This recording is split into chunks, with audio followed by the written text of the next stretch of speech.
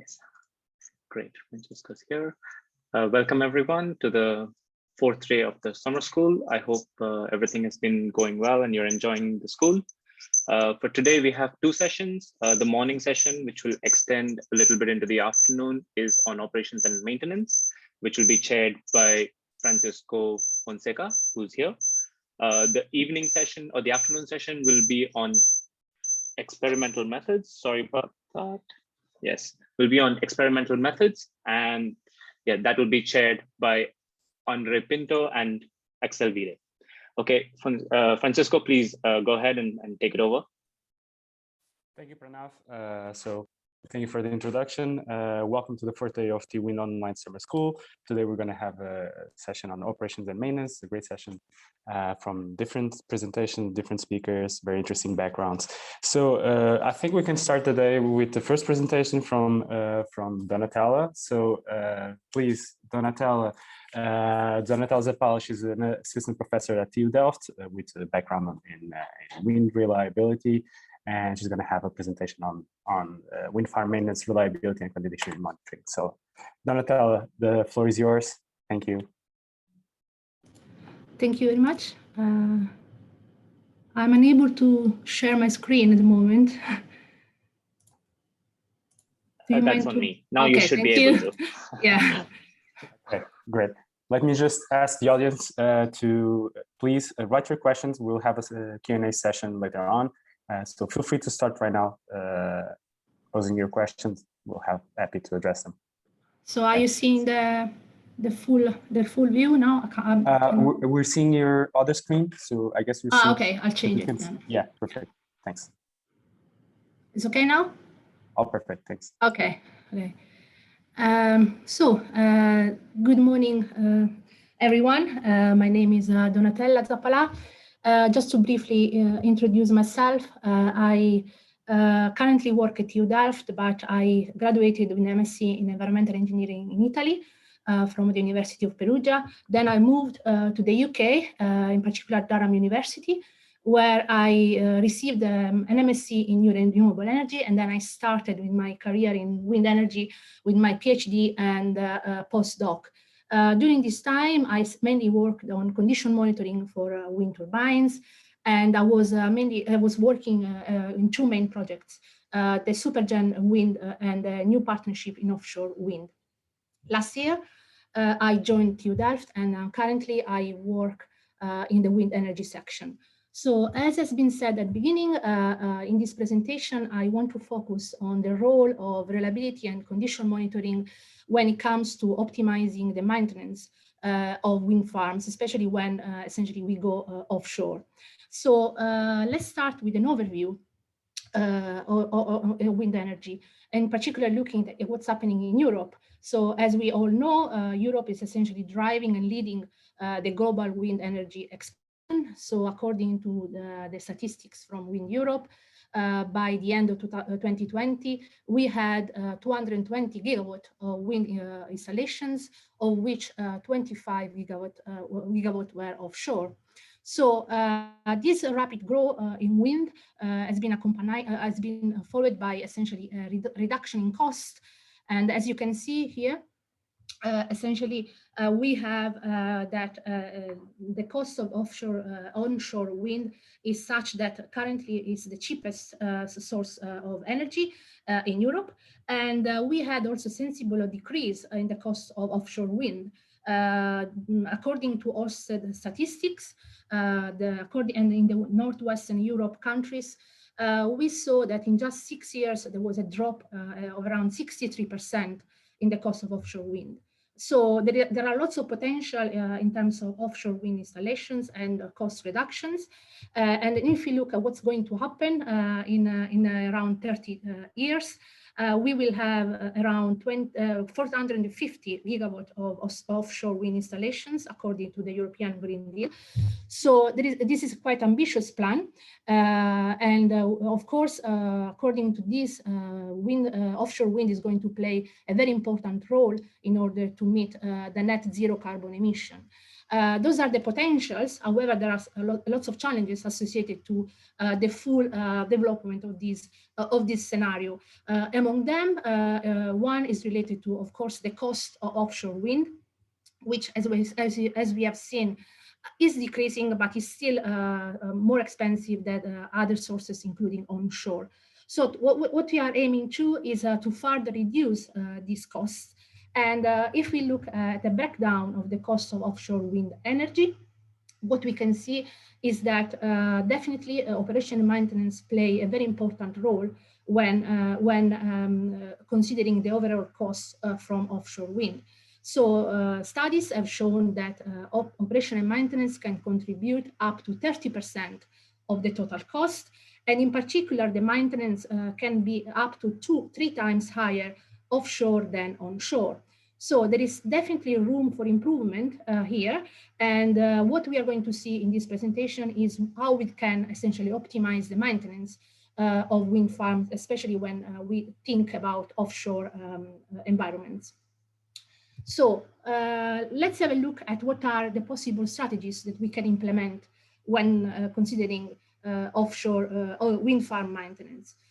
So the most basic one, and the one that has been adopted essentially mainly onshore, is adopting a corrective maintenance. So what does it mean? This means that we wait until the turbine or turbine component fail, and then we take our maintenance action. This is in principle a good approach, because we can essentially use the asset up to its entire useful life. However, and then we avoid unnecessary maintenance. But what happens is, if we apply this type of approach when we go offshore? Definitely this implies lots of problems. In particular, we will have very long downtime associated to a corrective maintenance approach for offshore wind. So what happens here? So here what we are showing is the operability, for example, of a wind turbine. And then if we wait until something happens in the turbine, so there is a failure, we can see that when we are offshore, there can be a significant delay between the time when the failure occurs and when we actually can act with the repair action. And this is mainly due to logistical delays. So when planning maintenance offshore, we need to take into account several aspects. So we need to think about mobilization and logistics. So look at availability of spare parts and resources. We need to wait for favorable weather windows, and this might take quite a long time. And then we also need to take into account the transport time. So the time they take to move spare parts, technicians from shore or from the offshore base to the turbine that needs to be maintained. So definitely, in these cases, adopting a corrective maintenance can introduce very long downtime, especially when the access to the turbine can be limited. And we can have this downtime that is due to passive maintenance time plus the active, so the time maintenance time, which is the time that actually we spend for repairing the component itself. So definitely this is not, let's say, a cost-effective strategy when we think about offshore turbines. So the industry is definitely moving towards a preventive approach. So what we do in this case is try to prevent that major failures occur. So prevent that we essentially have catastrophic failures that can then imply very long downtime for the turbine, which means loss of power and loss of revenue. So in case of preventive time-based maintenance, what we can do is essentially to plan regular visits and inspections of the turbine, and so that we make sure that we can prevent major failures. Of course, in this case, we have more control of what is happening on the turbine, so we can have an asset that is more predictable, and then we have more reliable electricity produced. However, think about adopting this strategy again offshore. This can be quite expensive. And also implies in some cases over maintenance. So we essentially replace or repair components well before the end of their useful life. And then of course this is costly, and this is going to affect the overall cost of maintenance of the wind farm. So definitely a way forward when looking at offshore wind turbines, especially when we think about farms that are moving way far offshore. And this includes, of course, the case of floating turbine. The way forward is adopting a condition-based maintenance approach. So what does this mean? In this case, what we do is adopting a dynamic approach to maintenance, which means that we collect information in terms of reliability of the components, and we continuously monitor the components that are more critical for the turbine itself. In this case, what we can do is essentially track the health of the components and be able to essentially predict and preempt early failures of the components. And in this way, what we can do is essentially get information in advance, and this information will allow us to plan our maintenance in a way that is more effective. So what if we compare this approach to the case of the corrective maintenance, definitely we here will have a very strong reduction in unplanned downtime, because the aim is essentially to avoid that there are catastrophic failures on the turbines. On the other side, when comparing to the time-based maintenance, we definitely here avoid unnecessary costly repairs, and because we essentially track the health of the main wind turbine components, and at any time we are able to essentially have an estimation of how they are doing, if there is anything going wrong that needs some attention as far as concerned maintenance actions. So how do we optimize condition-based maintenance strategy for a wind farm, and in particular when we think about offshore farms? Definitely, in order to do so, we need to leverage the information that we get from the reliability analysis of the wind turbine components, together with the condition monitoring signals that we currently collect from the wind turbines. So in this way, we will be able to turn the raw information that we have into valuable insights, actionable insights for the operation and maintenance team. So the first step is definitely have a full understanding of the reliability of the different components in order to identify the most critical where we need to focus our attention.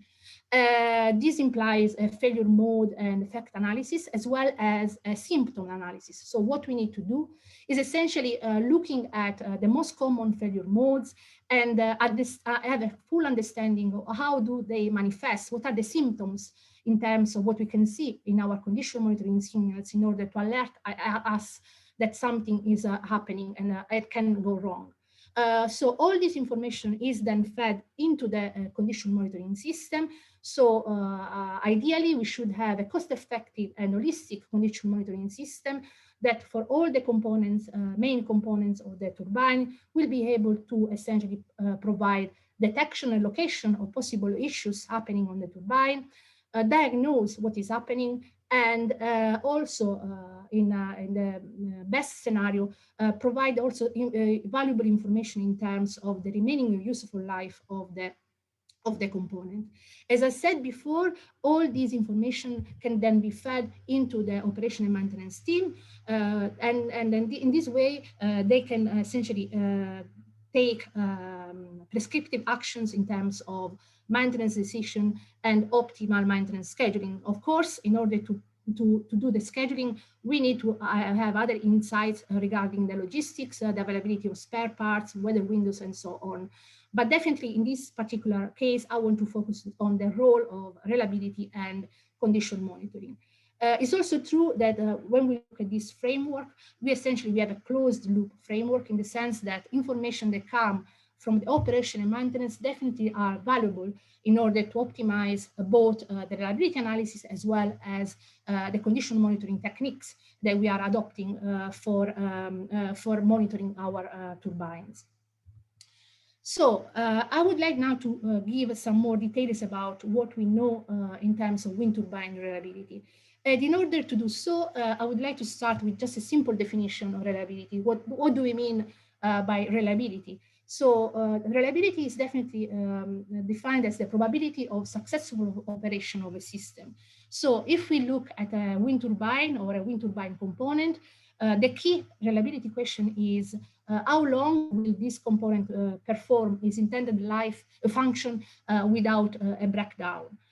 So this is a key question when we want to plan effective condition-based maintenance. We need to have a full understanding of how often these components can fail throughout the lifetime of a wind turbine in order to essentially make sure that we put in place all the monitoring actions that will allow us to identify well in advance that something is happening on these components. This is a more rigorous definition of reliability. So by reliability, we mean the probability that an item will meet its required function under stated conditions for a specified period of time. So if we, for example, think about a wind turbine population, we can define the reliability in terms of failure rate. So probably some of you are familiar with this term. By failure rate, we can define failure rate as the ratio between the total number of failures per turbine of a component divided by the length of the operating period of the turbine itself. This quantity is important and then plays a very important role when we are looking at the way we can optimize operation maintenance in wind farms. As I said, I will be here focusing mainly on what means reliability for operation and maintenance, but definitely I would like to stress that reliability plays a very important role throughout the life cycle of a wind turbine. So going from the design up to the performance assessment. So reliability is always a key parameter that enters in all these aspects related to the life cycle of a wind turbine and hence a wind farm. Now, what do we know about wind turbine reliability? I would like to start this slide saying that essentially, due to confidentiality reasons, currently there are just a few public available databases related to reliability of wind turbines. A recent study has shown that there are 18 databases of different size, different coming from different countries and different places. Mainly from Europe, and of those, only 4 refer to offshore wind. This is because this is still quite young industry, and so the companies are a little bit skeptic in essentially share this data due to commercial sensitiveness. So what happens then when we look in more details at these databases? We can see that these databases are quite heterogeneous in the sense that they don't essentially, first of all, they don't adopt the same standards as far as concern data reporting. So different databases present different quality of the data. And this makes the comparison between data reported in different databases quite difficult and complicated. We also see that different databases adopt a different definition of failure. And this can be quite tricky if we want to essentially compare the performance of wind turbines by comparing different databases. In fact, in some cases, some databases define a failure only when an event happens and then it needs maintenance. In other cases, we have seen that a failure is defined only when a certain downtime is exceeded. And in other cases, the failure is defined according to the SCADA data records, so according to the alarm logs and remote resets. So we need to be careful when we essentially compare databases as far as concerned reliability, because in some cases they refer to different things as far as concern the behavior of the turbine. Another important aspect is related to the taxonomy. So different databases essentially use different taxonomies. And this again makes the comparison a little bit complicated, because there are different definitions of the different components. And then when we want to join the information, we can lose some details there. Another aspect is that we don't, in all the cases, we don't have a full reliability understanding of the turbines. So in some cases, and in particular, this is the case, for example, of the Sparta offshore database, which is this database, for example, does not provide downtime information. And this is a quite important aspect that we want to understand, because if we understand the downtime associated with failures of particular components, we definitely are able to investigate more effort and invest more effort on condition monitoring approaches in order to make sure that we can reduce and shrink this downtime. So overall, we have an heterogeneous population, and in most of the cases, we don't have details about, for example, the information about the turbine age, the type of turbines, as well as the locations. So this makes it a little bit complicated to essentially analyze how the reliability is affected by the maturity of the technology, the location of the wind farm, or, for example, the age of the wind farm as well. So these are aspects that we need to take into account when analyzing reliability databases, and then are mainly related to the data quality and availability. We have seen, however, that several studies have been done in order to essentially compare different databases. And we can draw in somehow some conclusion and identify some general trends by comparing these different databases. I want to show you some example here. The first one here refers to a comparison of 3 databases from onshore wind, and in particular 2 databases from Germany and 1 from Sweden. The data refer mainly to drivetrain components, and on the left-hand side, we have the annual failure frequency of these components. On the right-hand side, the downtime per failure. So what we can see here is that, for example, when we look at the generator and the gearbox, in particular the gearbox, even if the gearbox on average doesn't show the highest failure rate, definitely is one of the components that contribute the most to the downtime of the turbines. And this is a very important aspect that we need to take into account, because this means that if a failure occurs on the gearbox, even if it is not happen that often, when it happens, it implies a very long downtime, so which means a loss of revenue from the turbine itself.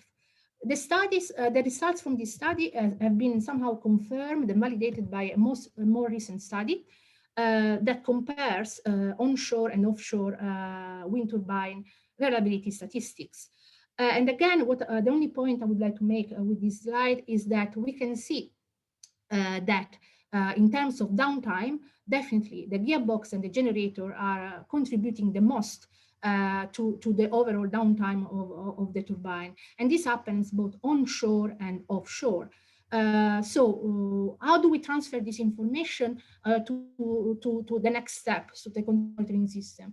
What do we need to do is essentially use the information that we have from the reliability analysis in order to essentially focus our effort on these particular components, so that we can look at condition monitoring techniques that allow us to make sure that we identify possible problems that we can have on these components well in advance that catastrophic failures happen, and which means that we can avoid this long downtime and then loss of revenue from the wind turbine.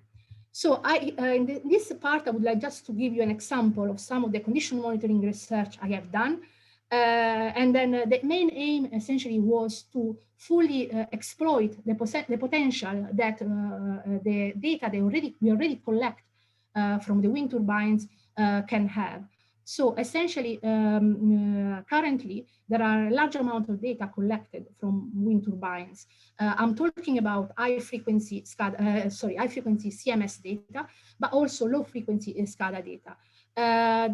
My research mainly focused on the drivetrain, and according to the reliability results that we have seen before, I mainly focused on the aspects related to gearboxes and generators. So what we have here is an example of my work done in terms of automation of fault detection and diagnosis in gearboxes. This has been done at Durham University, working on the Durham wind turbine condition monitoring test rig. This test rig emulates a drivetrain wind turbine and is able to operate under stationary and variable conditions.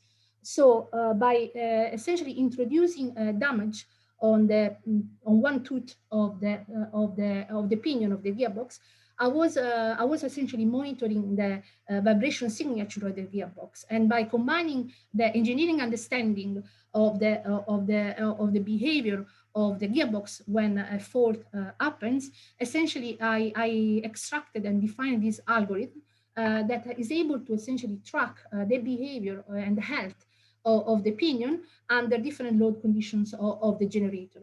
In particular, the fault indicator is able to discriminate between the healthy state of the pinion, early stages of damage, and the most severe case when a tooth was completely missing from the pinion.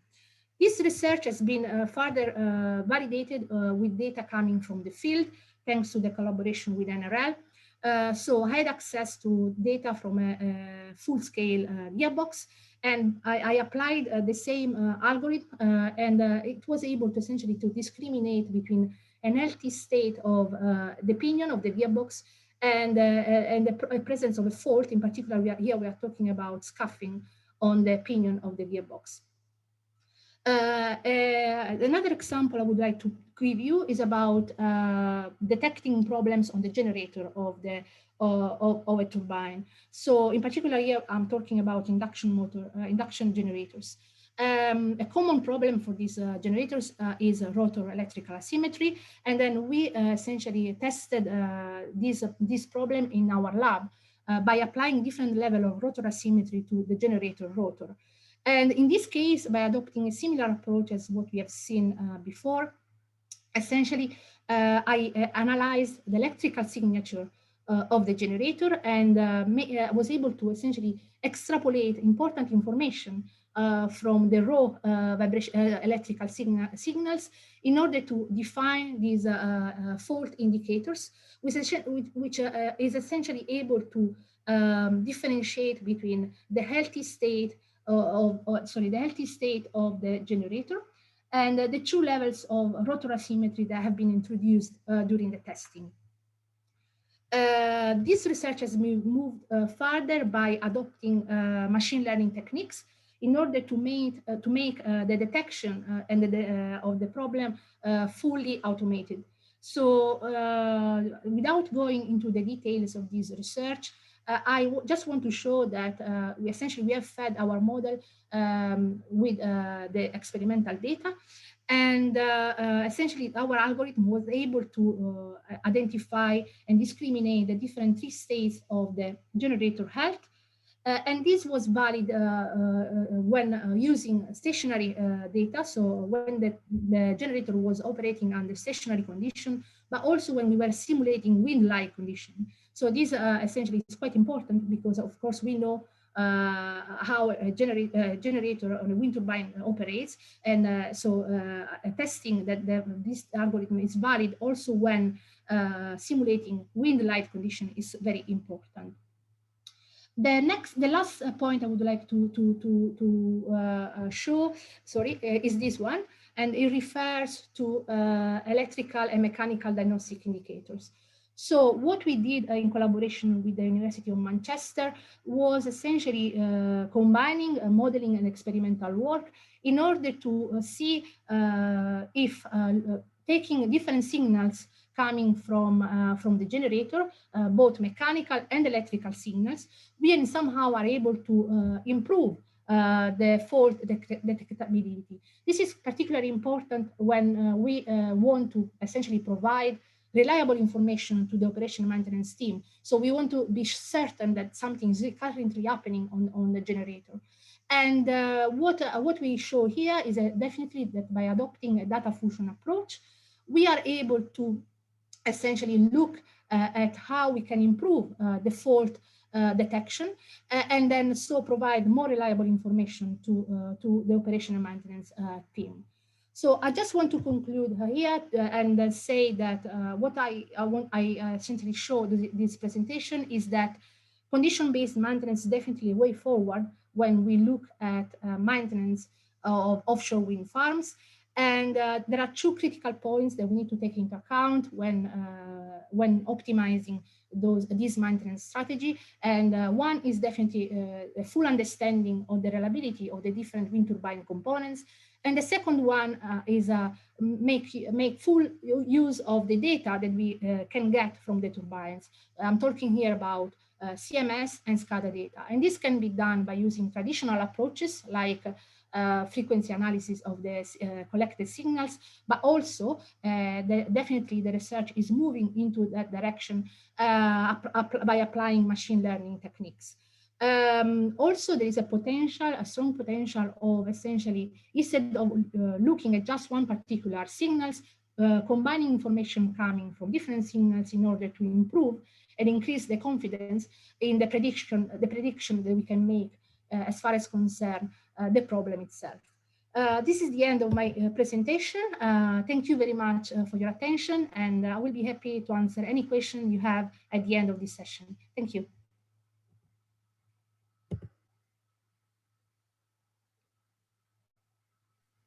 Thank you, Donatella. Thank you for your very interesting and refreshing presentation.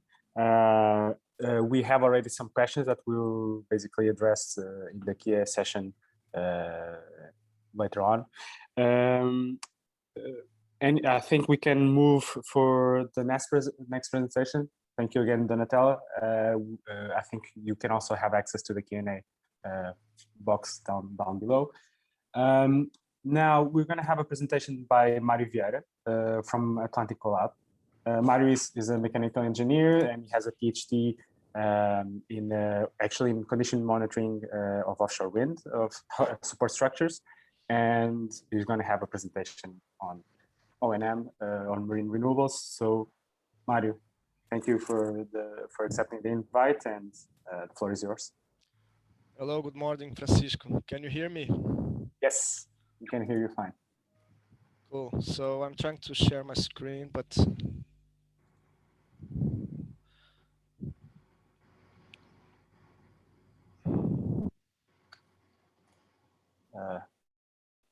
yeah, I can do it now.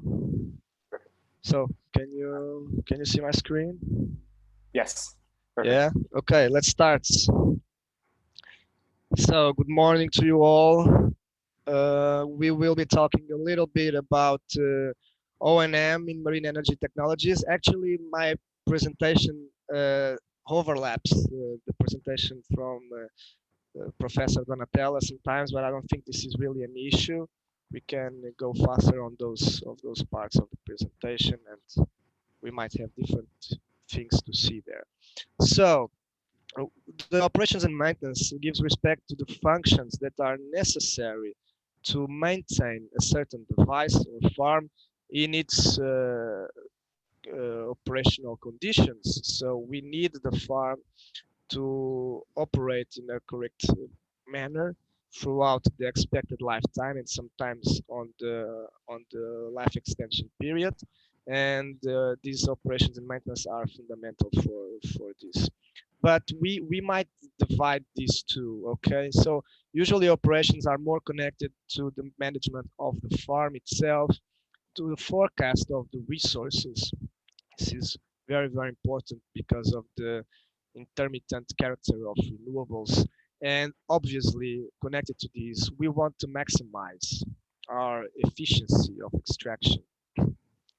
On the other side, when we talk about maintenance, we want to avoid equipment loss. In the ocean, then these energy devices installed in the ocean are very expensive to build, very expensive to install, so we don't want to lose any equipment. Also, we want to reduce downtimes, and consequently, we want to maximize the availability of our equipment. Both of these branches, though, converge into two particular statements, which are reduce the levelized cost of energy and maximize our production of electricity.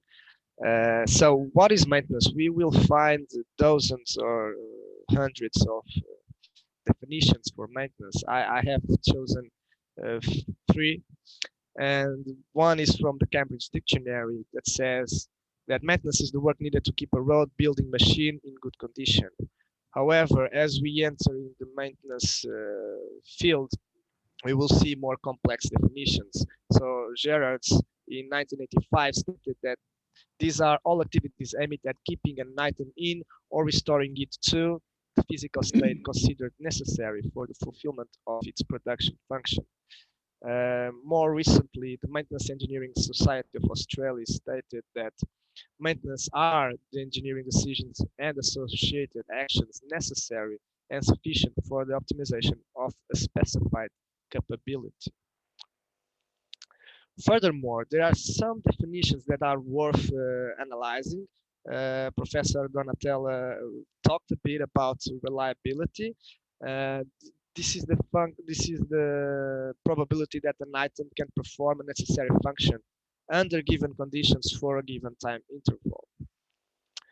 Then we have maintainability, which is defined as the ability of a certain device to be retained in or restored to a state to perform as required.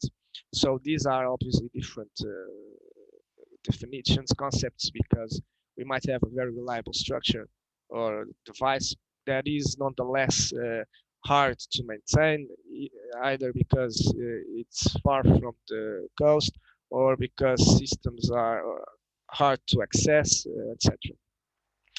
Then we have survivability, which is a measure of the ability of a subsystem or of the whole device to sustain a survival event, which should be outside of the expected design conditions. All of these are highly dependent on stages of design that were made prior to installation, obviously. So engineers responsible for maintenance are usually dependent on what the designers did. And in respect to survivability, this definition from the Framework for Ocean Energy Technology actually states that it's the capability of the device to sustain an event outside of the expected design conditions. However, I can tell you that, and some of you may know that the standards, for example, for offshore wind, already state these survival events and how these support structures should sustain these survival events.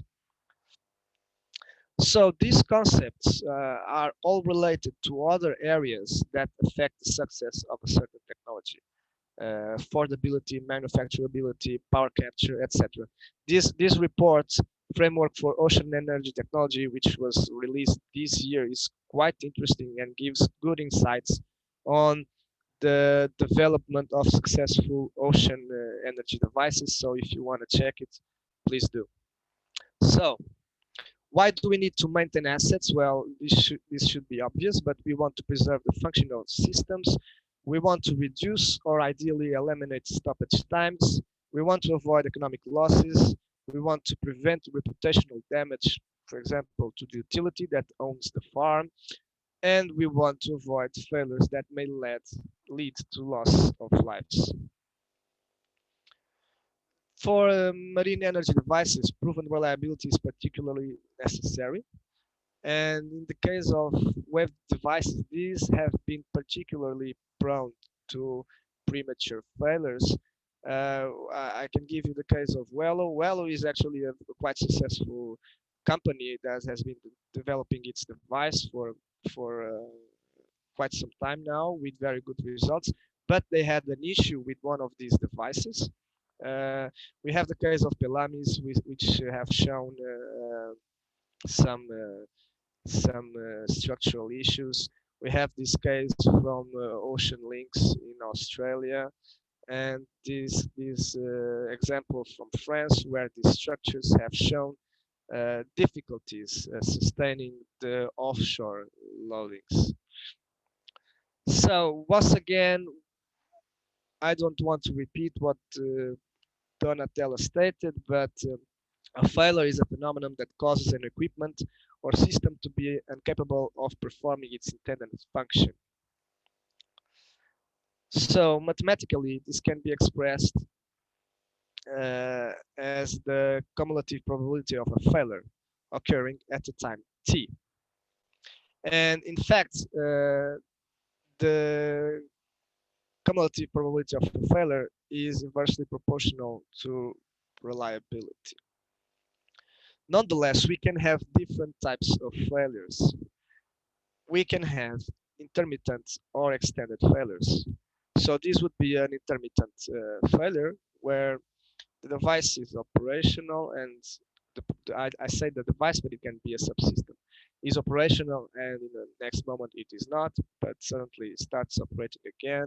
Well, this usually happens in electrical components where because of heat, the components usually from metal expand and produce short circuits, and when they cool down, the short circuit is ended, so the system starts operating again. It can be very bothersome. The extended failure will not correct itself, okay? It's not intermittent, so once it happens, it's game over. Well, let's take a closer look at extended failures, okay, because the intermittent ones are for electrical components. Well, this can be complete or partial. This can be sudden or gradual, okay? So this would be a sudden, and this would be a gradual.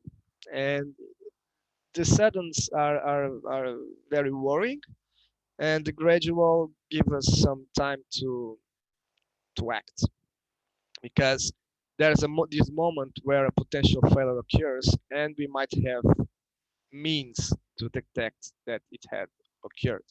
Well, once a functional failure occurs, then once again it's game over.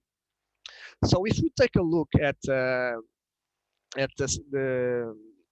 reliability of a certain subsystem device, well, the operation starts. We can see here, I don't know if you see my pointer.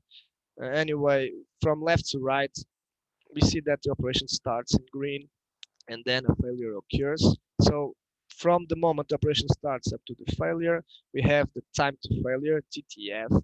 And once the failure occurs, we will need some time to diagnose it. We can diagnose it using monitoring systems or inspections or other means.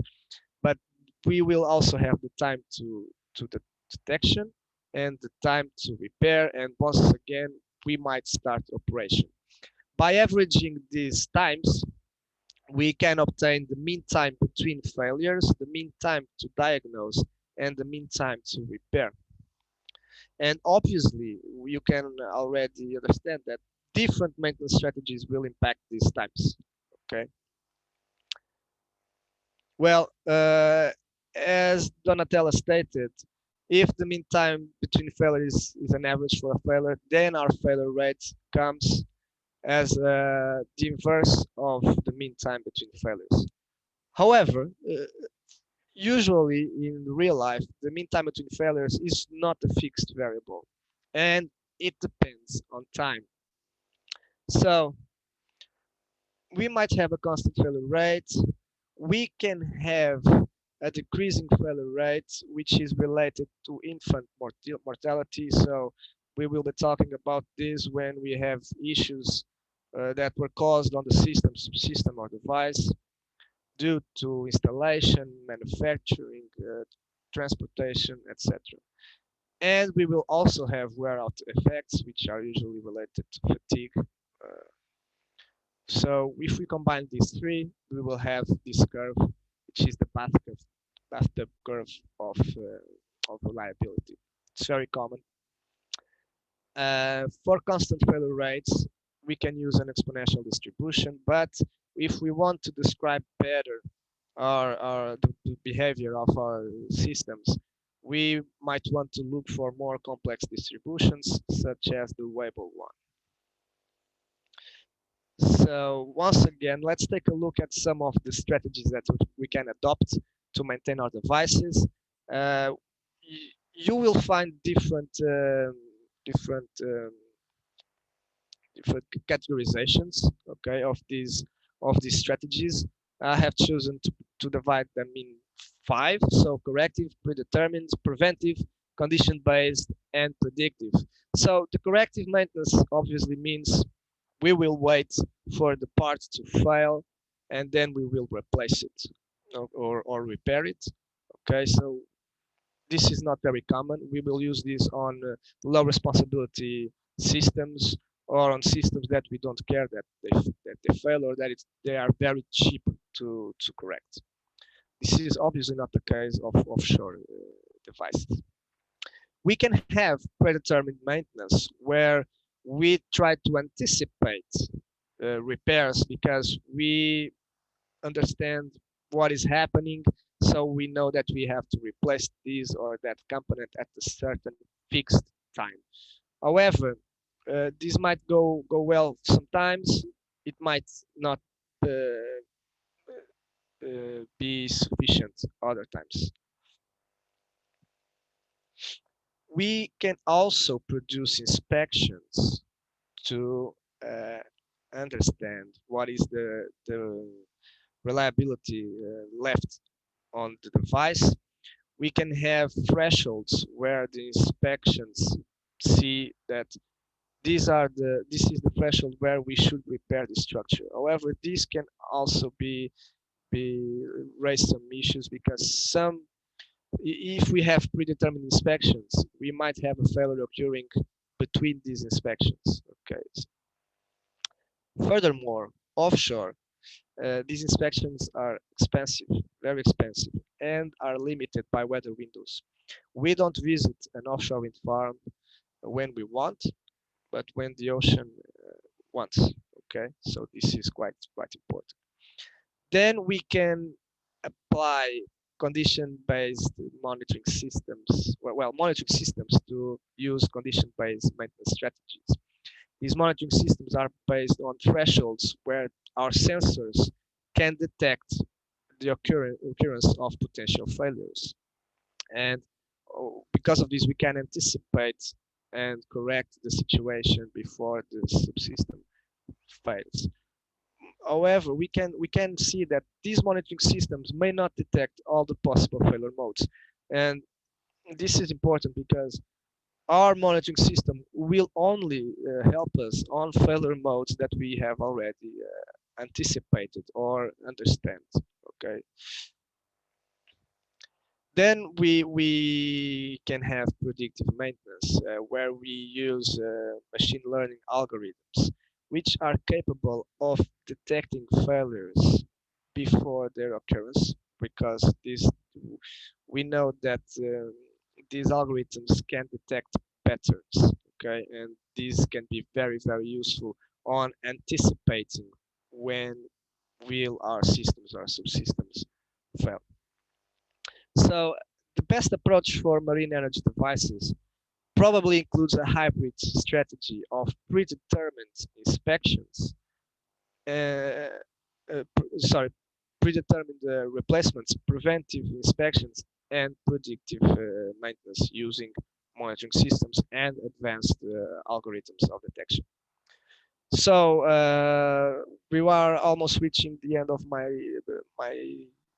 session. O&M impacts the viability of renewable energy.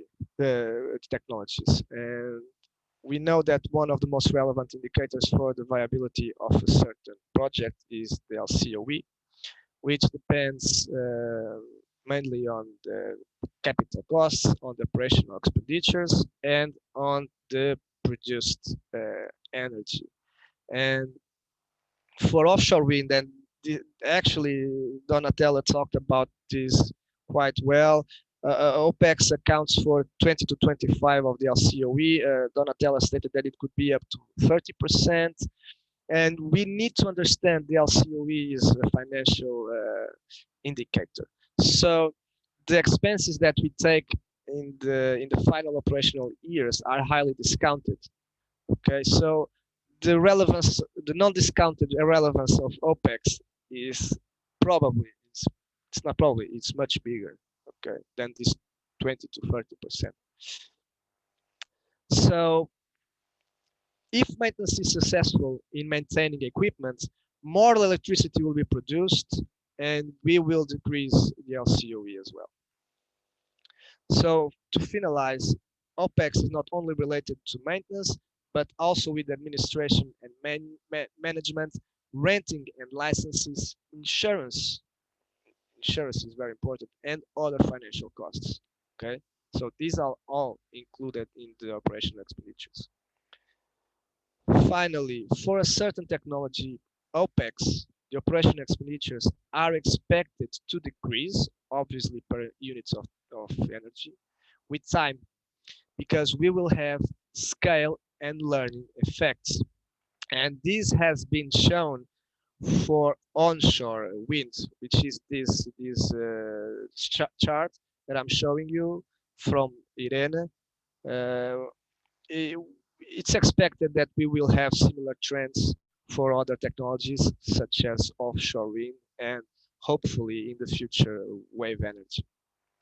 So this is the end of my small presentation for you. I hope it was useful. Thank you for your attention, and please send me your questions. Thank you. Thank you, Mário. Thank you for your presentation. I'm sure we're going to have some questions later on. Please, I want to remind remind attendees to pose the questions in the Q&A box in the chat, not in the chat, in the Q&A below. Also, I want to make a quick announcement. So the next presentation, which would be installation and O&M, we had a small change. Rahul Ramachandran will not be presenting, but we're going to move straight away to the presentation by Laurie Wilkinson. And essentially, Laurie is a meta-ocean analysis from GBA Consulting, and he'll be presenting his presentation on the effects of climate change. Laurie, are you there? Yeah, we can see you. Hello, hi, can you hear me? Yes, we can hear you. Great. Great, I'll just share my screen. All right. Okay, great. We see it. Great. Yeah, thanks for having us along.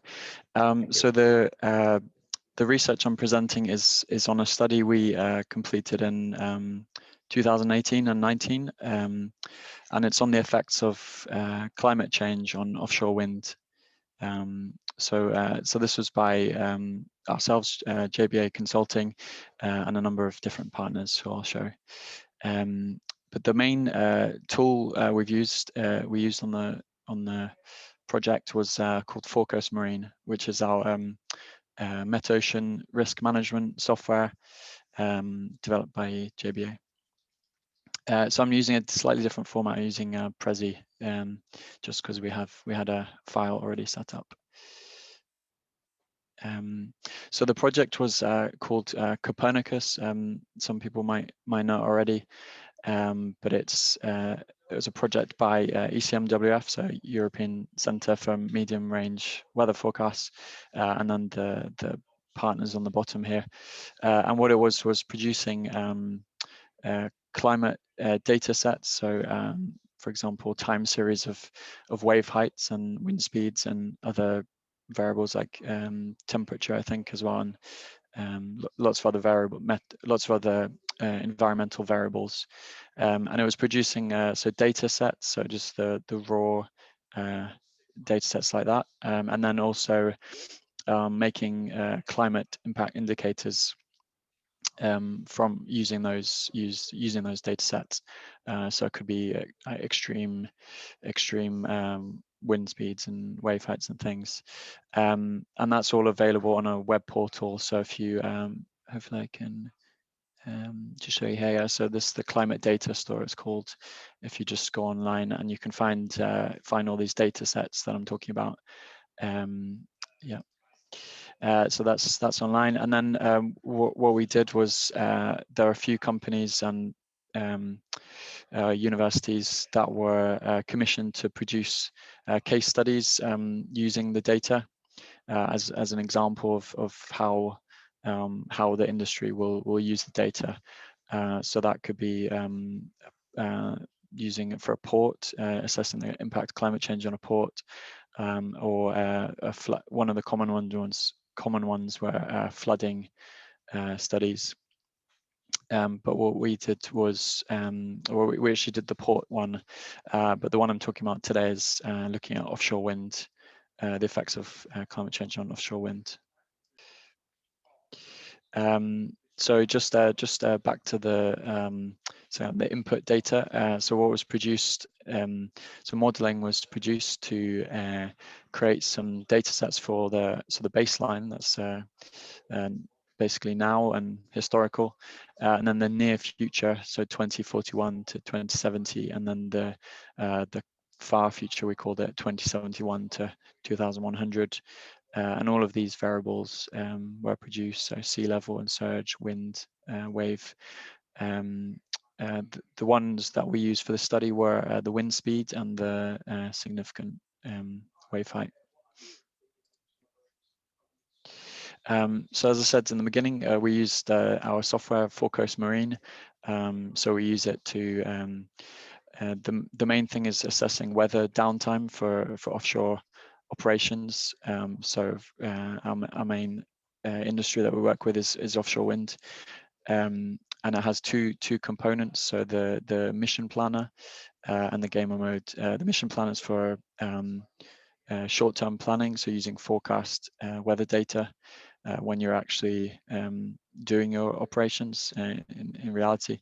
And then the gamer mode is a simulation software, so it uses time series of data and basically simulates the construction or O&M of a project.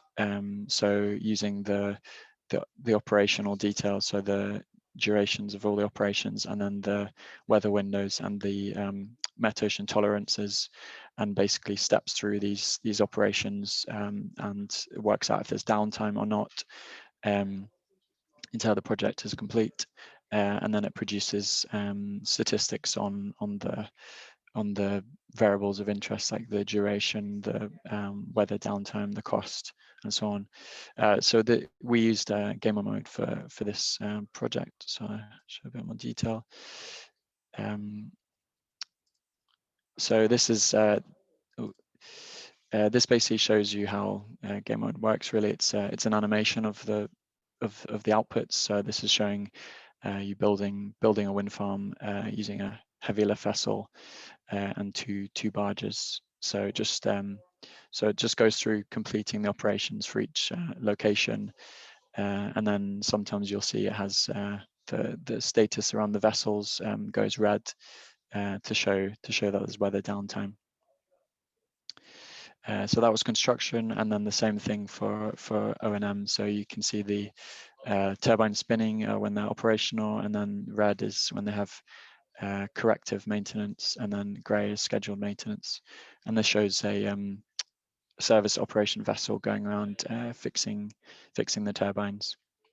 So what we do is basically make a simulation like this and produce it maybe hundreds or thousands of times over the time series of the metocean data, and then that generates a big sample of results to produce like mean value and percentiles like P10, P50, P90. So that's gamer mode and focus marine generally in a nutshell. So what we did on this project was to model O&M and then so that was for the different time periods. So the ones I showed, the now, the near future and far future, and we did it for a characteristic wind farm, so like a typical wind farm for current standards. And this was we did it in Europe because well, the data was for Europe, and also Europe is the leader in current leader in offshore wind. And we simulated this typical wind farm over 5 years, so many times over 5 years. So for a 5-year life of the wind farm. So this shows some more details. So these are the locations that we used around Europe, and it was a 1 gigawatt wind farm of 10 megawatt turbines. And then we had these 7 locations which were either had current developments or were expected to have future developments, and they were typically around 50 or 60 kilometers offshore. So so in the UK that would be like round 3, it's called. And then for the vessel characteristics that we use, so we use 2 crew transfer vessels, so the typical small vessels that transport technicians to carry out minor to medium repairs, and this can operate in a significant wave height up to 1.5 meters, carrying each one 12 technicians. And then for we use an SOV, service operation vessel, also to carry out the minor and medium repairs, but the as opposed to CTV, which goes back and forth to the port each day, this can stay offshore for 2 weeks and can operate in up to 3 meters of significant wave height, and has a capacity of 60 technicians. But the slight disadvantage to the SOV is the slower speed going around the wind farm. And then finally, we used a jack-up barge to perform major repairs. So, for example, replacing a gearbox on a turbine. So that just happens, whereas the other 2 vessels were permanently chartered. The jack-up vessel would just come when it was required, when you had these less common failures. And the characteristics of this were it had no time limit to how long it could stay offshore, and it could jack up and down in significant wave height of less than 2 meters, and could lift components in less than 10 meters wind speed. So that was the modeling. And then the results, maybe I'll give it too quickly away, the results, but yeah, the results were quite surprising actually, because I think with climate change, most people expect everything to become more extreme, so greater wave heights, greater wind speeds, and that may be the case, but maybe just for extreme events. So whereas what we were looking at were more the operational conditions, so the common conditions. So what we found was that looking at the mean wave height and mean wind speed compared to the base case, so now now in historical, compared to the I should say we used 2 climate change scenarios. So that's RCP, so that's representative concentration pathway, 4.5 and 8.5, and 4.5 is, I think, it's kind of business as usual, and then 8.5 is more pessimistic. So just focusing on the pessimistic results, just to have a bit more, make them more conservative. We found that the wave heights actually reduced by 4%, and then the wind speeds reduced by 2%.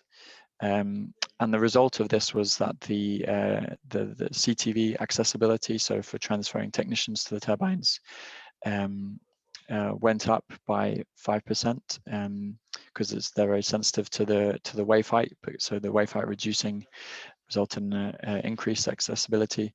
But then the SOV, because it could operate in up to 3 meters significant wave height, it wasn't as affected. And then the overall impact of this was a small increase in the turbine availability. But the largest result was actually because of the wind speed dropping, and because the wind energy is proportional to the square of the wind speed. The biggest impact actually was a reduction in the available energy. So this was, I should say, this was comparing the P50, the 50th percentile results from RCP 8.5 for the far future to the historical case. Yeah, and what was found with the was a reduction in 3% of available energy, and so available energy is the maximum energy that you could produce if all of the turbines were operational, were available to operate the whole time. So so it considers the variability in the wind speed, but it takes out the variable of the turbine availability. But then because the turbine availability didn't really change much, the generated energy, so that's actually how much was generated, also reduced by 3%. So you could say this is a small amount or a large amount. It depends how fine your margins of error are. But if you said it's quite a small amount, I'll just go through these. If you convert it into what it means in kind of real money, so different variables. So this is equivalent to 16 terawatt hours a year for Europe, so a reduction of 16 terawatt hours per year produced, and then that's 1 billion euros per year reduced revenue, and then 8 million tons of additional CO2 that would have to be produced if we had the equivalent fossil fuel used to cover the reduction. And then also 4 million less homes powered by offshore wind. So yeah, so quite surprising results we found. We expected the availability to go down, as the wave heights became more extreme and the wind speeds became more extreme. But yeah, in the end, it was the opposite. So very interesting results, but just some caveats. So it's just a pilot study. So just using one ensemble of data for the Met-Ocean data, just one wind farm and one operational strategy. So we think more research is required to inform decision making on a policy level, but it shows that even small changes in the climate can have a big impact on these variables, like the energy produced and the fossil fuel reduction and the revenue produced, so on. So we need to understand these changes better to allow maybe policy changes. If we're expecting a 3% reduction in 80 years time, then maybe we need to install 3% more turbines to counteract that loss. And also, so the results I showed you were just for generally across Europe, but there were differences between different locations in Europe. So so that could affect for a policy on where to actually put these wind farms. So putting them in locations where the reduction in wind speed wasn't as high or wasn't there at all. So it allows you to focus these kind of decisions. So that's the Prezi presentation. Just want to say you can also I showed you the climate data source. If you go on here, you can download these data sets by just searching in here for if you search in here like wave heights, for example, it will come up with the time series of significant wave heights. And you can also there are some tools to download as well, for like Python tools to analyze the data. And you can also download the data using an API. If you write some Python, then you can just run a script and download data yourself. And then also, if you want to know more about the particular study that that I've just showed you about, you can go on the Copernicus website and find this the title of the study, and you can download the actual data. So these are different variables, so availability, jack-up barge duration, which is a big metric for costs, because most of the costs are on chartering these very expensive vessels, and then the generated energy, so that's without downtime, and then this is the one I called available energy, so generated energy. Oh, sorry, the other way around. Generated energy without downtime is the available energy, and then this is the one I called generated energy. And then you can download it for the 7 areas I talked about, so Baltic Sea, Irish Sea, North Sea, and so on. And then the different periods and climate emission scenarios, so the historical one, and then the different times and climate change scenario combinations, and then just some other ones, so you can download results generated over for each year in the data set, or over a whole O&M campaign, or monthly results, so you can see you can do kind of seasonality analysis of the different variables, for example, to see when if energy is higher in the winter or in the summer, and then these are the different percentiles you can download. Yeah, and I think these come out as net CDFs. I've not tried it, but yeah, you can find some more information on how to download these data here as well. So that's it from me, really. So I hope you enjoyed that, and if you want to use the Copernicus site, that'll be really good. Thank you. Laurie, thanks a lot for that presentation.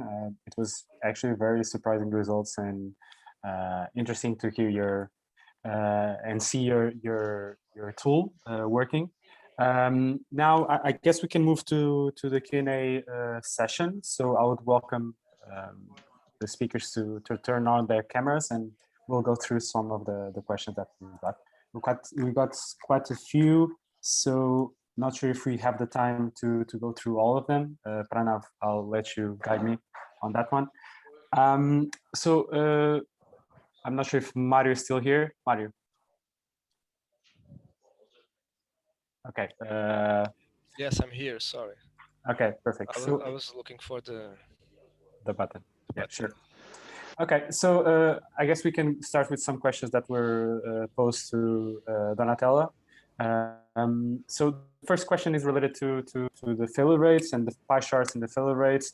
And there's actually a difference between the failure rating for the pitch component for the offshore and onshore farms.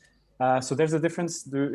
Basically on offshore, it's slightly lower. Do you have any comments in respect to that? Yes, I read that question before, and then I was double checking my slides. And then, well, according to the pie chart, we have 25% failure rates for the pitch offshore and 10% onshore. So I think there was a misunderstanding there, probably with the color code. But the charts, the pie charts there say that definitely the failure rate for pitch is higher offshore. Okay, so I didn't check the slides myself, so great. I mean, I don't know who was posing the question, but I can send him or her the paper, so they can have a look at it if they get in touch with me. Yeah. Perfect. Thanks. Okay. Actually, I also had a similar question, which is related to direct drives and to gearbox turbines. So the question is related to how do you think that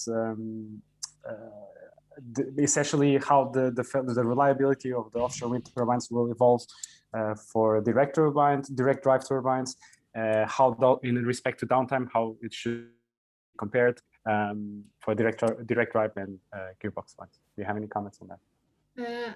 I mean, when it comes to look at direct drive turbines, we don't really have much in terms of reliability data. there is a very important study from colleagues of Strathclyde, James Carroll, and then where he compares the reliability of conventional induction generator against PM machines.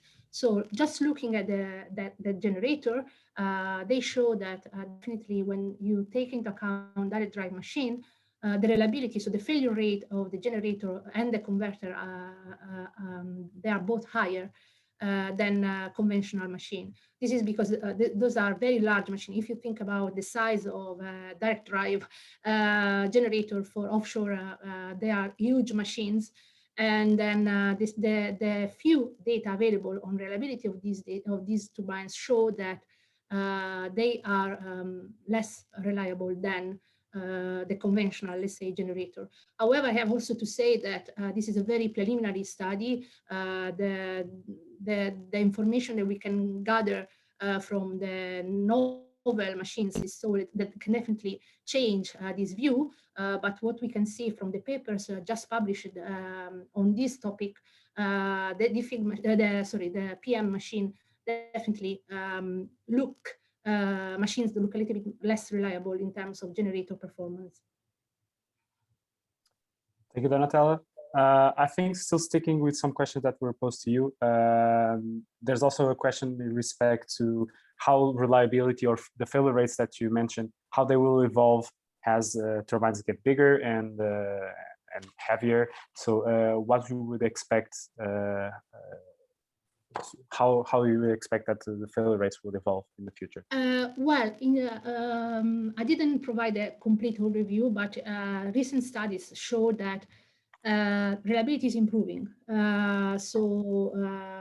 In terms of amount of how often the components fail, definitely we can see an improvement, and this is what we would expect because the industry is maturing, so there is a better understanding of the technology, how those machines are going to be used. Also, in the design phase, those reliability information are used in order to improve the design as well. So new machines definitely will be more reliable than older ones.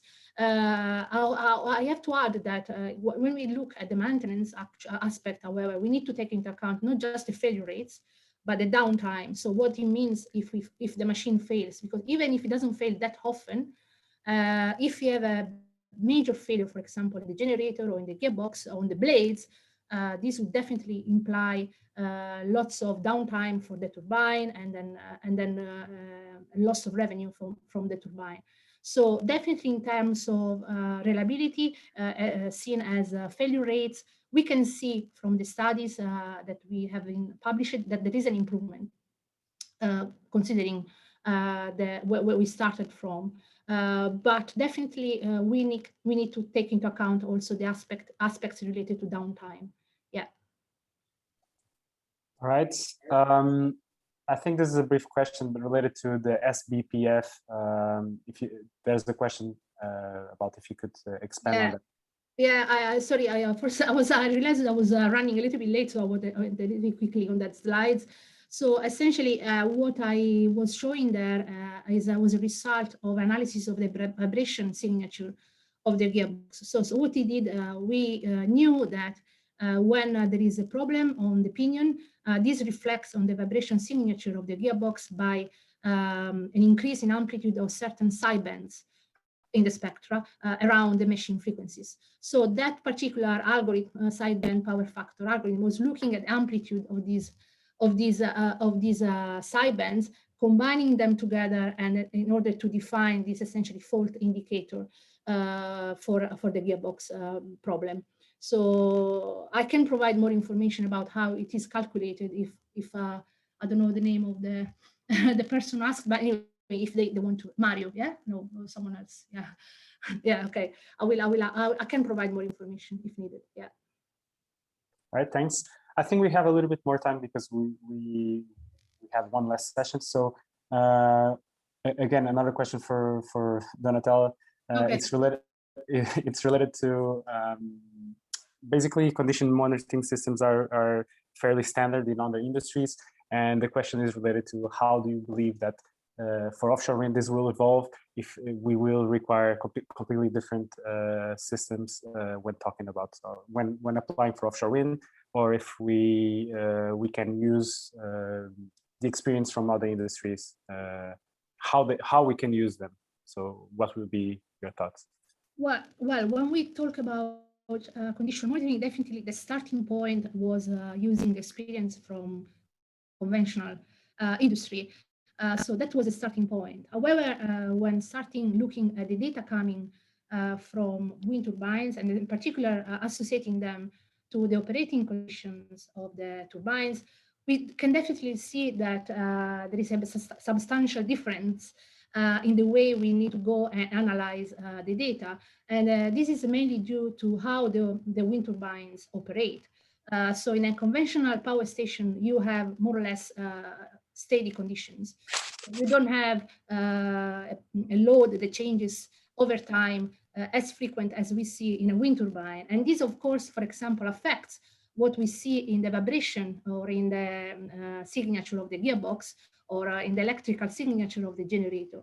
So definitely the starting point has been looking at the conventional condition monitoring approaches. But what we are doing is trying to essentially adapt and design new techniques that essentially fit better when we look also at the operating conditions, which are quite different from what we see in the traditional industry. So there are similarities, but there are also huge differences that will impact the way we are going to analyze the data. And the other thing I would like to say is that a key point is that when we look at wind turbines, there are lots of data that are available. And then, as I mentioned during the presentation, the way forward is definitely adopting machine learning approaches. There are several challenges there as well, but definitely this is where the industry is moving forward. So yes, there are similarities, but there are also some original points that characterize the analysis of wind turbine signals. Yeah. Perfect, thanks. Okay, so this is a question for Mário related to the term failure. So essentially the question is whether you're using, in your definition during your presentation, if you're using failure as an event where you need essentially to go there and fix it, or if you include as failures things that can be solved remotely using control systems from onshore facilities. Yes, thank you. Well, as Donatella said in her presentation, we can have several definitions for failure. In my case, I was considering failures that you can't correct with turning on and off. You will find that for electrical or electronical components, not for mechanical systems. Usually, you will need to go there and correct the issue. However, I did state that there is a difference between a total and a partial failure. So you can have failures that will let your system operate at a certain percentage of its, let's say, nominal condition. But yeah. And essentially, you mentioned that you expect that OPEX costs will decrease with time as the industry, as the sector becomes more mature and learning curves and learning becomes more widespread. How do you feel that these cost reductions will behave in offshore wind when compared to, for example, onshore wind? Do you have any idea or any expectations in respect to that? What do you mean in terms of absolute values, or? I mean in terms of reduction shape. So do you think that offshore wind will experience a faster cost reduction annually or per capacity? Offshore wind has a great challenge now, which is going into deeper waters. And so we should definitely separate fixed offshore wind to floating. So in fixed, I would expect that the trend will keep going down. So we have gathered a lot of knowledge on the monopile tripod, but for floating there are new challenges on maintenance, and it's not even clear what is the current level of costs for operation. As Donatella said, these companies are not very eager to tell us what several parts of their information, of their data, and yeah, I wouldn't be expecting operational costs of floating offshore wind to decrease anytime soon. Okay, thanks. I guess this question is valid for both of you, Mário and Donatella. It's related to there's several different components in an offshore wind farm, obviously, and the question is, how is this maintenance coordinated as a whole? So is it different institution? Is it different organizations doing maintenance to different components, namely to the wind turbine? I think this is what the question is more focused on. So if there's different responsible entities doing different maintenances, or is it coordinated within a single operator? So I guess that we can ask this to Donatella. Yeah, well, this is an interesting question. I mean, of course, we have there is an operational maintenance team coordinating all these activities, and then which is part of the asset management of a wind farm. So if I understand well the question, probably the answer is yes, the operational maintenance team should have a full understanding of all the different aspects that have to be taken into account in order to make decisions. So I'm considering the condition monitoring aspect, as well as looking at availability of spare parts, availability of technicians, and other things. And then this will, of course, involve all the different components within wind turbines, and I would say a wind farm, because we also have other aspects to take into account. So definitely the operational maintenance department is the one that coordinates these actions on the overall. Yeah. Right. Thank you, Donatella. I think, okay, so some questions for Laurie. Laurie, first of all, thank you for your presentation as well.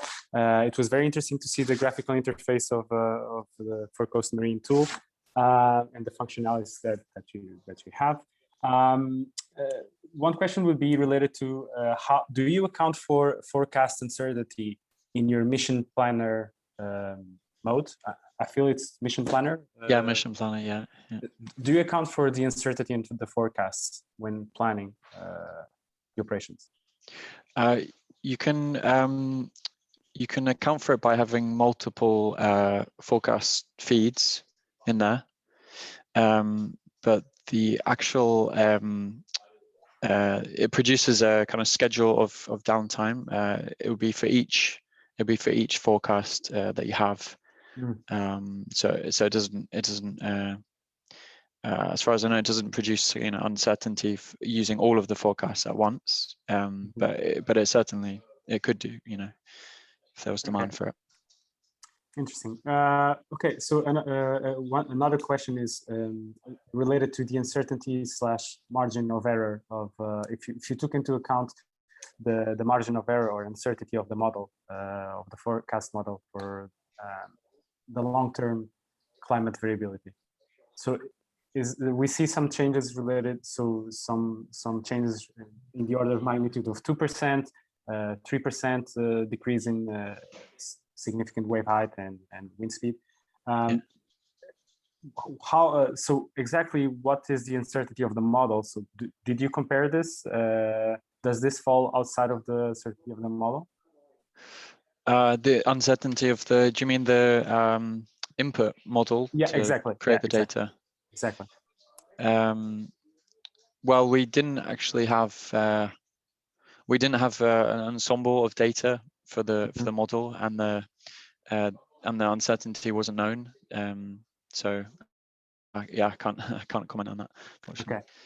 And did you consider extreme conditions in the? So we've noticed that the results suggest that on average values will go slightly down of significant wave height and wind speed, which is a very interesting sight or unexpected.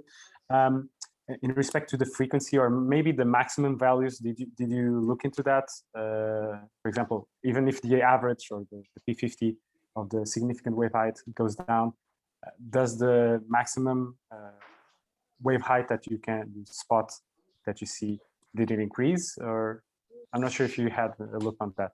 Yeah, I didn't look at that much because it was just about the operational.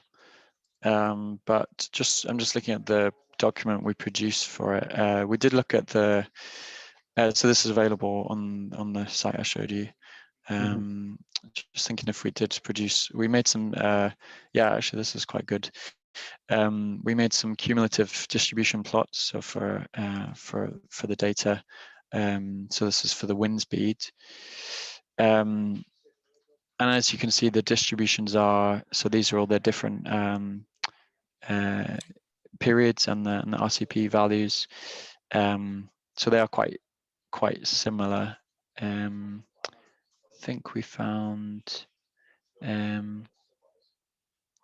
yeah, we didn't really look at the extremes basically, but Okay. yeah, because it just wasn't really relevant to the actual study. All right. Yeah. Thanks.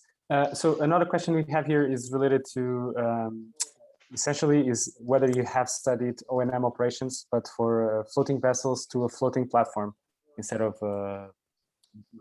for bottom fixed turbine. So did you take into this consideration? I guess that this question could be related to having different weather limits, or essentially that. Could you expand on that? Yeah, so we haven't done it. We haven't done an equivalent study for floating wind, but we've done some consultancy studies, and we're actually working on a benchmarking study with Offshore Renewable Energy Catapult with some other organizations. The results will just be anonymized, so the detail won't be there, but there'll be some outcomes from that this year. But yeah, in terms of operational thresholds, there's not very much information out there.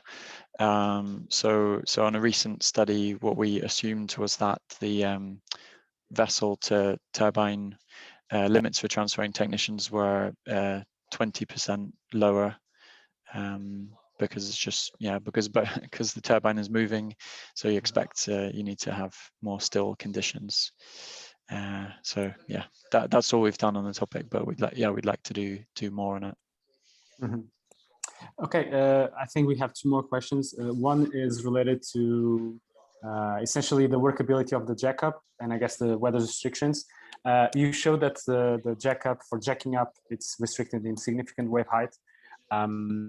And the question is related to if it's also affected by the peak period, and if it's related to if you can actually take that into consideration. So can you include also peak period considerations when using the mission planner, or if you did use it? So yes, we can. Yeah, we can. So you can group thresholds together or have them independent. So yeah, peak period of say 12 seconds for any significant wave height, or you can group it with a significant wave height as well, or any variable, so wind speed or current speed as well. Okay, so I guess one last question, and it's a little bit out of the box, but it's essentially there's also already have been some studies that wave/tidal devices can reduce the effect of the sea on shore, reducing erosion. And this question is whether you found any, or if you looked into this, about the environmental benefits of having offshore wind farms in reducing erosion on the coast. This, I'm not sure if you had any research on that, but. No, I haven't. Not me personally or our company. But yeah, I think I've seen similar studies over time on this kind of this effect. Yeah, nothing else, unfortunately. Okay, Well, I think we have to close the session now. Let me again thank you all for presenting, for your very interesting presentations, and for contributing to this Q&A. And also thank you to the participants for joining in with questions and participating and making this more engaging. Thanks a lot. Pranav, I think you can jump in. We're going to have a session in the afternoon. Maybe you can give a little bit. Yeah. On that. Once again, yeah, thank you so much, Francisco, for hosting the session, and thank you a lot to the speakers as well. I think it was a very engaging Q&A session indeed, and yeah, there have been a lot of questions and interest from the attendees, which is great to see. As you know, the afternoon session will begin still with operations and maintenance. We still have 2 more presentations. That will be followed by the session on experimental methods. So we look forward to welcome you all back at 2 p.m. Central European time. Thank you, guys. Have a good afternoon.